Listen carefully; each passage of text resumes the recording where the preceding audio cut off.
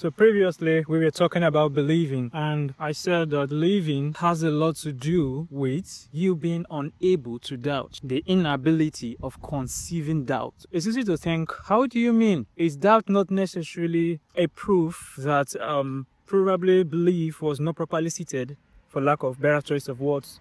But that just explains the point. Exactly. If doubt is a consequence of lack of sufficient belief, then we can confidently say that the presence of sufficient belief, sufficient knowledge, sufficient understanding, because I'm going to tie belief to understanding. So we can confidently say that when there is sufficient information, knowledge, okay, that translates to understanding, when it is sufficient, then there could be no doubt. So that actually agrees to what I said initially, that when actual belief is born, doubt is impossible to be conceived. Now, to help the process of human growth, by that I mean the process of how humans assimilate, because there's every connection between believing and the informations you are digesting. So if I want to make that connection, it simply means that believing is a process. It is a process, actually. You don't believe the first time something was spoken to you. The first time you heard something,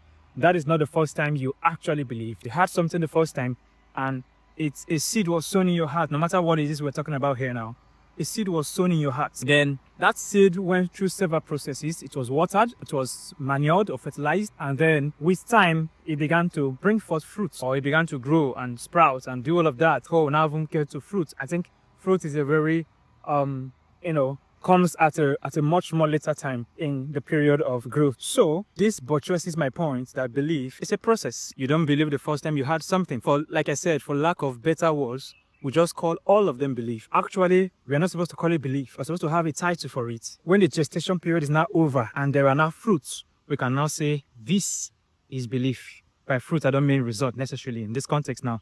All right. So, but because of lack of English words, we just call all of them belief. So pardon that limitation. So I'm trying to say, if what you call belief is belief, then it's not possible for you to doubt it. At any moment where you went back to doubt what you thought you believed in, the truth is that belief did not fully form in you. If belief fully forms in you, the possibility of doubting or unbelieving is not there. I'll give us a very basic and a simple example. And before I give this example, I want to make mention to what I said before. And what did I say? I said that believing has an end goal, and the end goal of believing is what we call knowledge. Okay? And knowledge also has an end goal, and the end goal of knowledge is understanding. So if we take knowledge out of the picture, let's just connect it directly. The end goal of believing is understanding. The reason why you believe is because you understand. So if you don't understand something, you don't actually believe in that thing. So sometimes I'm saying this to say most believers say things like, oh, I believed God, and then this and that, and I stopped believing God. You didn't really believe God, because if you believed God very well, then you would understand Him. And when understanding is born, even if results does not show up, because of your understanding, you know that probably you need to wait. Okay, you troubleshoot every other thing aside from that belief. Yeah, we troubleshoot every other thing